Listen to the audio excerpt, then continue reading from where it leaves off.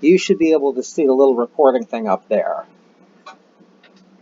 There's a bunch of other stuff that happens on my screen at various times as well. But okay, so what we're working towards here is aspirin poisoning and how they treat it. Okay, but first I have to teach you how the kidney works for that. So this is a picture of the kidney here. The kidney has, stuff comes in through our blood comes in through arteries, it goes out through veins, and it's got a bunch of these, millions of these little nephrons. The nephron looks like this, and they're all in here, and they are essentially the filtering unit of the kidney. Okay, it goes through a big filtering sort of, or filtering mesh of these nephrons. And here we'll look at this one instead. It's a little less complicated, and I want to talk about what's going on at the various stages in this. So you come in under pressure, and the first process that occurs is called filtration, and filtration occurs about here. So we're going to say filtration. And what happens here is you've got a bunch of blood. You've got this. It's got lots of holes in it. They're fairly big holes, and so kind of everything that isn't a protein or a cell kind of gets pushed into the tubule. Lots of it. Okay.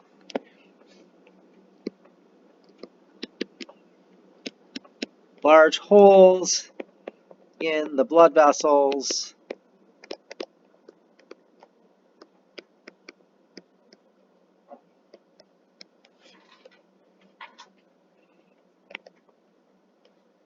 Essentially allow everything, let's say,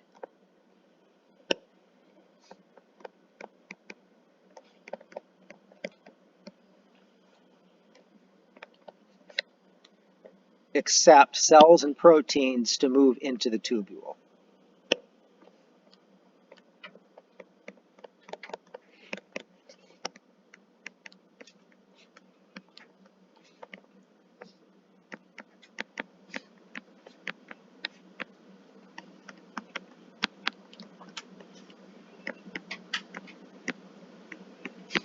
All right, which is our kind of orangey thing that's on here. Right, so you got kind of everything moves out. It doesn't actually move out, that you end up with a dry blood vessel with some cells and protein at the bottom, right? But a bunch of stuff moves over, okay? Including water, including salts, including lots of good stuff you still want, including wastes though, all right? Things you don't want as well. Like aspirin might be something, I mean, you might want it, but your body sees it as a foreign substance and wants to get rid of it, all right? So let's go back up here real quick, or actually I don't need to go back up there to do it, but what I want to do is I want to remind you of one other thing. Do you guys remember osmosis? Mm-hmm. What is osmosis? Movement of water from high concentration of solids, no, from low concentration of solids to high concentration of solids. Yeah, so water moves from high concentrations of water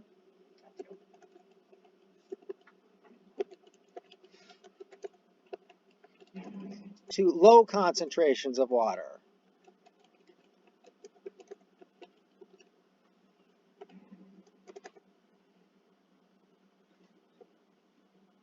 Okay, and so the way to think about this, you may have heard of it as moving to where there's more salt. Well, there's more salt, there's less water, right?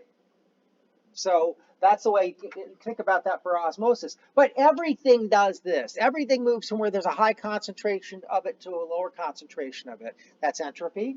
And so what we've got here is you're going to have you go into the glomulars here. You're going to go around here. And you push a lot of stuff out into this tube. So now we're going to have a lot of high concentrations of salts. And we've got some water in here. Okay, and as we go through here, they're going to filter back. So we got high concentrations of salts and water and such in here. Okay, and then as we go around, it gets lower and lower. Okay, so a cool thing about this is that let's think about our salts and our wastes. Okay, we push all our salts and our wastes. Let's think about those more than water. So push salts and waste into here. They go around and they get lower and lower in concentration. Well, if we pushed all our salts out into here, right? They're now at a low concentration here in the vein afterwards, right, or the artery. The artery comes past here, where all of this is. What it hits first is the last bit of it be filtered. So actually, what happens here is salts and things that are important for your body come back across either naturally because of diffusion, right? Okay, not osmosis, because osmosis is water, but it's diffusion, so there's more salt here than there's here, so the salts come across, and they come across this, and you're getting less and less of those salts as you go through this tube. And so where this has the least salts, right, your artery has the least salts, it runs into the tube where it has the least salts, which makes it easy for the salts to come across it as well. Okay, you're also pumping things as well, but it's easier to pump if you're not pumping things into a higher concentration, if that makes sense. Okay, we'll talk about that later. But that's a cool thing. I've seen that actually on the MCAT, the description of that bit. There could be other parts about the nephron on that part. But so I did describe then kind of what's going on here. So this is reabsorption.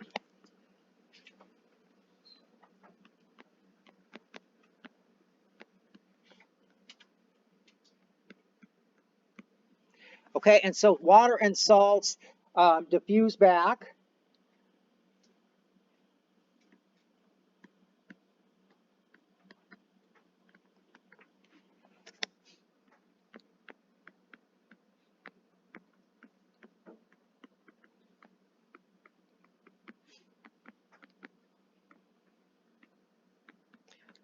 And into the blood vessels,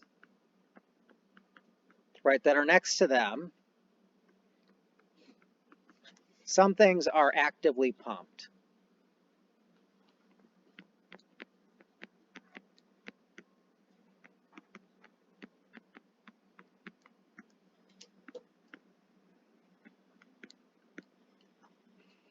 Okay, so that's what happens there. Then what we've got is we've got another process called secretion that happens right here. And what goes on with secretion is some wastes are actively pumped back into the tubule.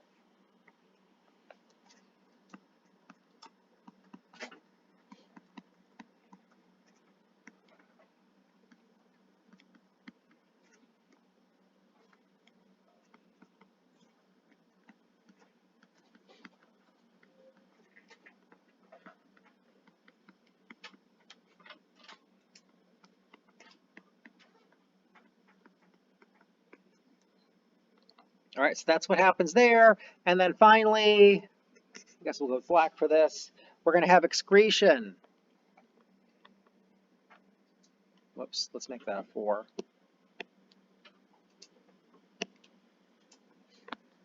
Okay, excretion, and essentially that what's left goes to the bladder.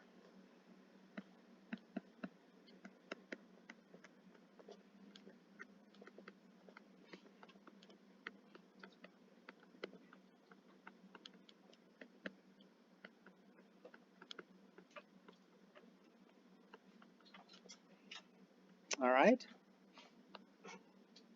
And so you could imagine how you want this to function is you want all the good stuff to come back in here, right? You want all the good, you pump a bunch of stuff in, it actually just kind of goes over because you've got some high pressure, you've got all the holes, we get a bunch of different things, water, salts and such, end up in the tubule. Then you want all of that, you either want to pump back all the good stuff or most of the good stuff, including water and sodium chloride and salts and things you need in this part of the process. Here you'll dump some more wastes in. You're actively pumping here, and then here you're hoping that's mostly waste that's going to go to the bladder, right? Mostly waste, and the minimal amount of water you need to carry those wastes. All right. So, but what are the cells? What's on the outsides of the cells that make these blood vessels? Blood vessels and the tubules, because it's all made of cells, right? What are they surrounded by? There might be some muscle in there. I don't know. I don't think so. Well, they're actually, some of them are made with smooth muscle, but those smooth muscle cells, what's on the outside of them? We got extracellular matrix. You got a membrane bilayer around them, right? Okay, we've got membrane bilayers around them. And what crosses membrane bilayers easily? Things that are nonpolar, right? Things that are nonpolar are going to cross those membranes. So let's talk about what happens with aspirin poisoning.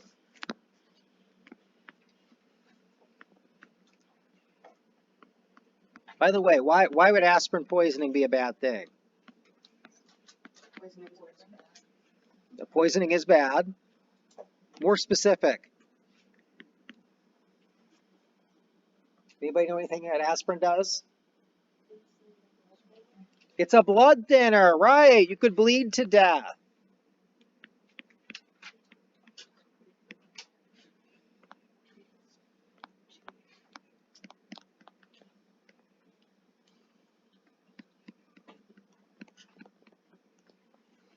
All right, so here we have aspirin, right?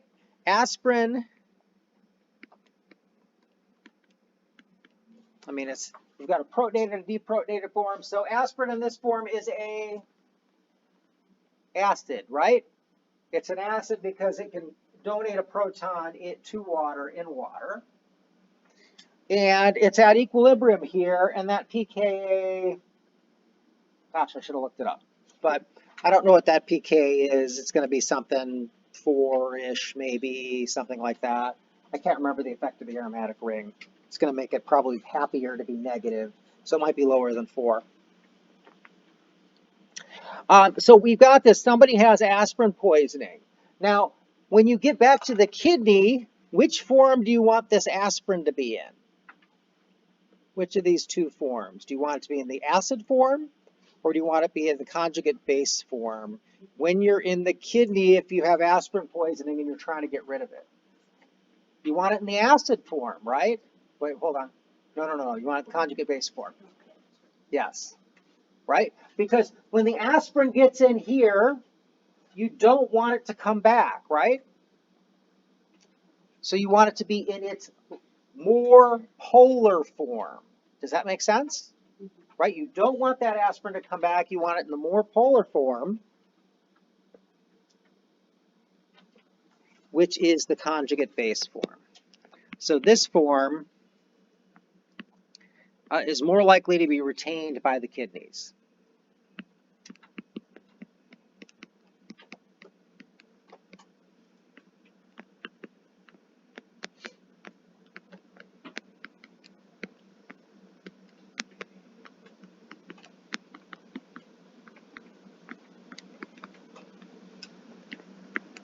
And be sent to the bladder, just to make that really clear what I meant by retained.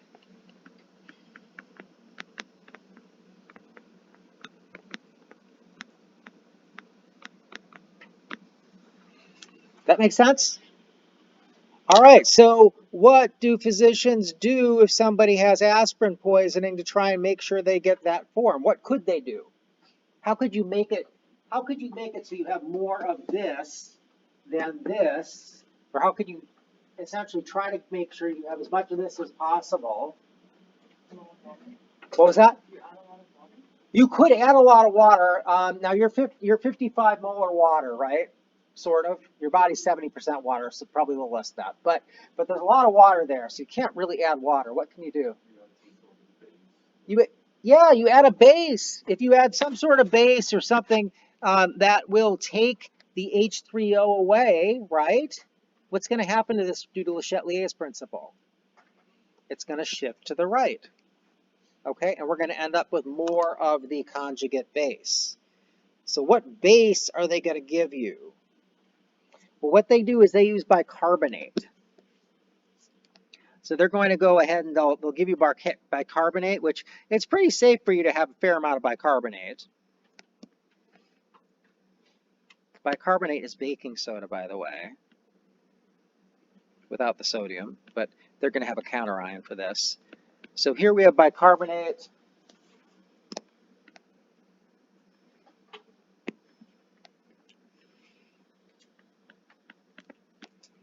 So you could imagine you have a reaction where we have some acid, and the way bicarbonate gets rid of that acid is it's going to pull a proton off to make carbonic acid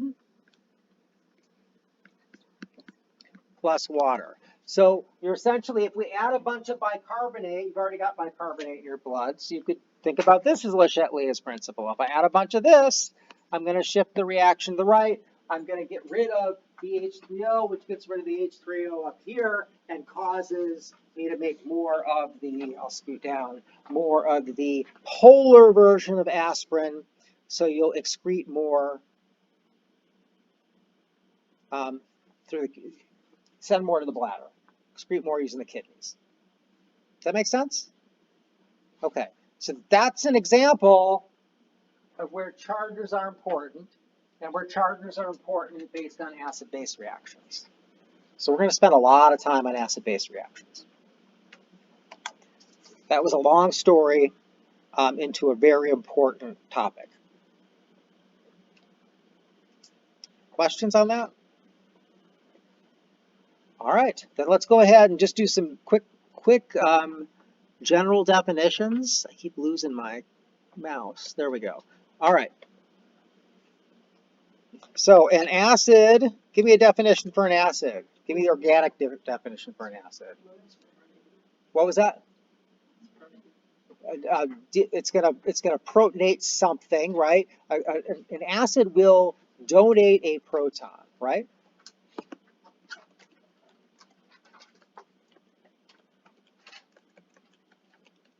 And it really, we could say it donates a proton in water. It's really donating the proton to water, right? And then the water might donate the proton someplace else. So if we were thinking about an acid reaction, let's go ahead and think about, I don't know, we'll do HCl. All right, so we've got hydrochloric acid, and I can combine that with water.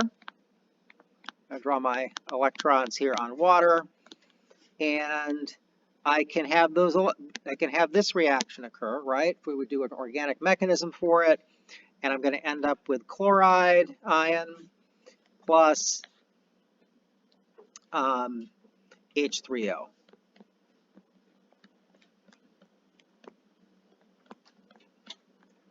Right? It's a nice balanced reaction. One thing I want to point out that you may have not noticed before, right? All the atoms have to balance, but also notice the charges balance. If I add a negative to a positive, I get zero charge, and I have zero charge over here as well. What does a base do?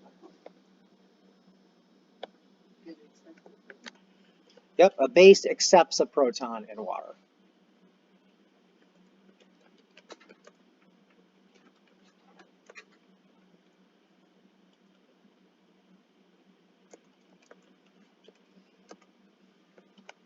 We could talk about from water here. And by the way, when we get into proteins and we have mechanisms going on, we're not necessarily going to be transferring all the protons to and from water. Sometimes you'll just grab a proton directly off of something. But here we could think about a base. Why don't we go ahead with, let's just go ahead with sodium, or not, let's go with ammonia. So ammonia is a base.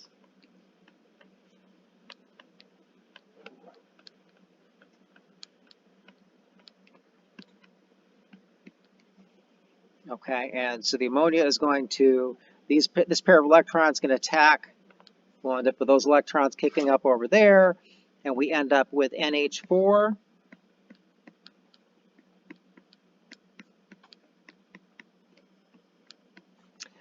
Plus hydroxide ion. Okay, questions? Here's something I'm just thinking about and I want to point out as kind of a general rule, something that'll keep you out of trouble in biochemistry. What charges do the nitrogens have in this?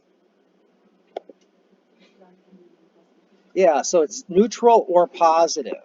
So in this class, because we're not doing funky conditions, okay, we're doing like life conditions, pH is around 7, nothing outside of 1 to 14. In this class, nitrogens will be neutral or positive.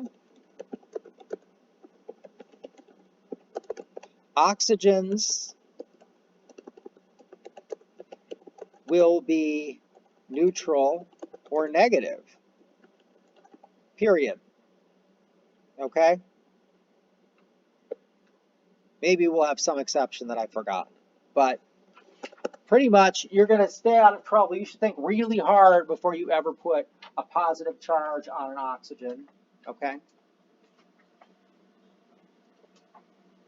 I mean, I guess we did right there, didn't we? Yeah. But in general, that's not going to happen. Okay? So you've got that, you've got hydronium ion, sure, but outside of that, no. Yes. In this class, are we only using the Bronsted-Lowry definition of an acid and base? Yeah, Okay. pretty much. This class is really kind of high-level concepts from Gen Chem and the kind of lower-level concepts from organic, despite the fact that med schools think it substitutes for organic. They're wrong, but I'm not going to win that argument with them. All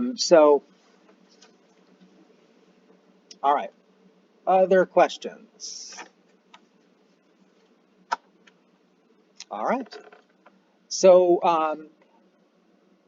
then let's talk a little bit more about some of the equations we've got here that we're going to work with this. So when we think about water, in water, do this. Water can be an acid, right? And a base. So I can have two waters.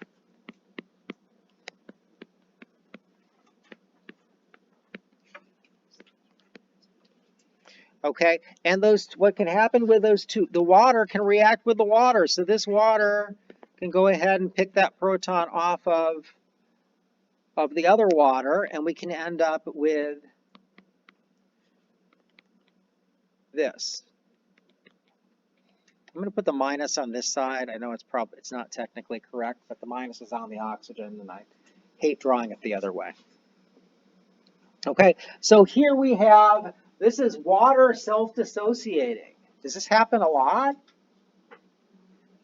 It doesn't happen here very much, right? Because if you think about water, if I've got a bunch of water around, 55 molar water, you've got 55 moles of water in a beaker, what's the molarity of each of those products over there? So remember, we have a water constant that is 1 times 10 to the negative 14, right? And so that's my constant, and that's equal to, so this reaction up here, these are liquids, right? These are aqueous because they're in water.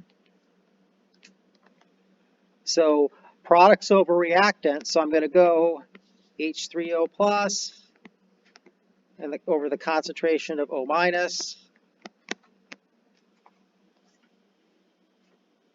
You could put that in your calculator, or you could maybe just do it looking at it. What's the concentration of each of those?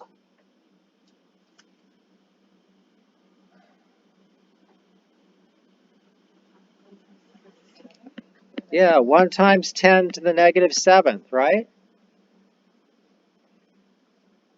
Okay, for both of these. So very dilute, unless you start adding some acid to make more of this, right? Or you add some base to make more of that. All right, so you see that if one of these goes up, the other one needs to go down. You probably have a good feeling for that.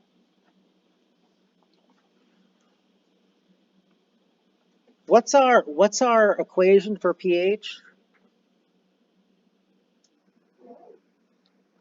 pH is equal to negative log of hydronium ion concentration, right? I'm going to start being lazy and just write H plus instead of hydronium ion concentration. Okay, so, but what if I was to take this, right? If I just have water and I haven't had any acid or base, and I have equal amounts of the hydronium ion and also the hydroxide ion, I could take this and stick it in there, right? You put that in your calculator, and if you haven't done it in a while, I recommend you do it. I didn't bring a calculator with me. Good thing I know this one. But if I go on my calculator, I put 1 times 10 to the negative 7th, and I take the log of it, and I take the negative of that, I get pH 7. Okay, so we talk about things be at neutral pH when we have the same amount of H plus as we have at OH minus. pH 7, that's what those concentrations are. Questions so far? Okay. So we also have this thing called POH. Do you remember that? And that's the negative log of OH minus, which I never had that much use for as a student. I still don't have very much use for, okay? But we do have, it does get you kind of prepared for the fact that we're going to start negative logging other things because it's useful, okay? We're going to talk about pKs, and that's really important. In my research work, they talk about pKDs, so dissociation constants for just anything. So it's a binding it's really into how strongly things bind to other things. So what we have now, what we've talked about pretty quickly here, is we want to talk about water, we can talk about the pH or what's related to that. We can talk about H plus concentration. We can talk about O minus concentration. We can talk about pH.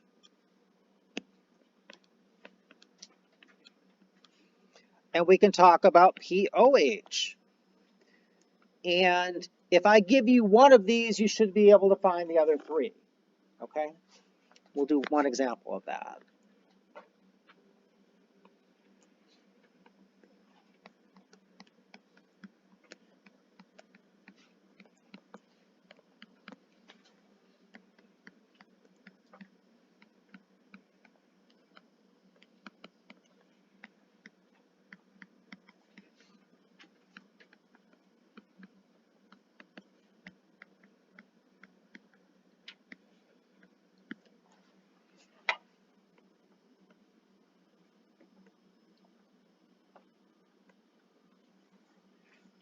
Okay.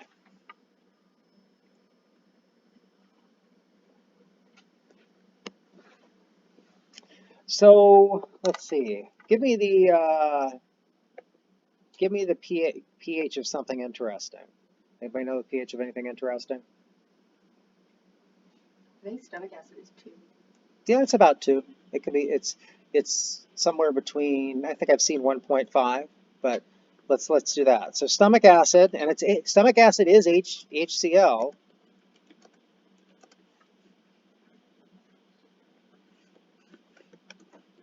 We'll call it 2.0 for this though. Stomach acid is pH 2.0. Find the POH, the hydronium ion concentration. So I'm going to just go ahead and go H plus and the concentration of OH minus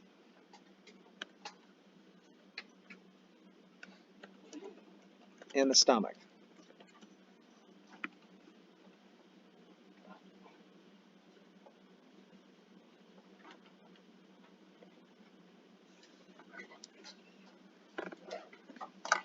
I'll let you guys work on that for a minute. I'm going to go grab my calculator because I'm not done having to do logs.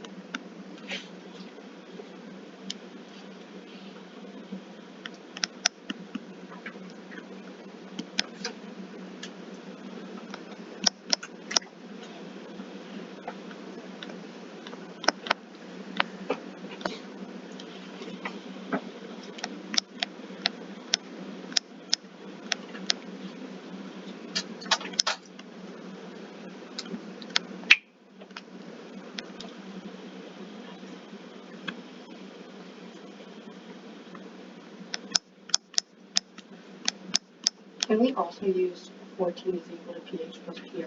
I was about to introduce that in a minute, Okay. but yes, you can use whatever you want to get the right answer in this class. Make sure to show your work in case you're incorrect for partial credit.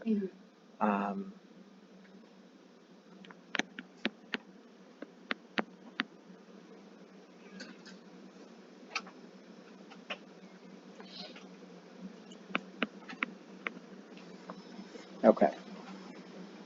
So because Bridget picked something that was a nice whole number, I actually didn't need to do, I could do the logs in my head, but I won't be able to do that later. So essentially we started out with pH 2, right? So if I want to figure out my H plus concentration from that, what I need to do is going to move that negative sign over here.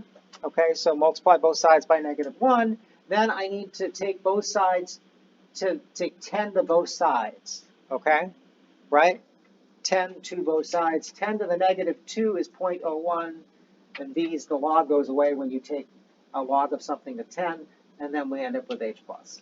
Okay, so I've got H plus. Then I said I would go ahead and figure out what my OH minus is, right? Well, I know that 1 times 10 to the -14 is equal to my, my H plus times my OH minus. So if I divide this 10 minus 14 by 0.01, I'm going to get 10 to the -12, which tells me my OH concentration, and then if I take the negative log of that, I'm going to get 12. That's what I did. Okay. Another helpful equation, as Bridget pointed out, was if we take, we've got our 1 times 10 to the 14th is equal to H plus times OH minus, right? I could take the log of both of these, right? So I could take the negative log. I'll take the negative log of 1 times 10 to the -14 and the negative log of H plus times OH minus. If I have a log of two things multiplied by each other, what can I do with them? I can add them together, right? So I can go the log of 1 times 10 to the -14th is equal to the negative log of H plus the negative log of OH minus, like that, right? Negative log of H plus is what? pH. Negative log of OH minus is what? And then if you take the negative log of 10 to the -14, you're going to get 14. So there's another equation you could use. But all these things come from the other things. We're about to do Henderson-Hasselbalch, and I'm going to derive it. Because what I derive a couple things in this class, or at least 3 things. And the reason why I'm deriving it is because essentially we've got some basic assumptions we make in chemistry, and then all the equations just come from doing algebra on them. You algebra to them, and you get everything.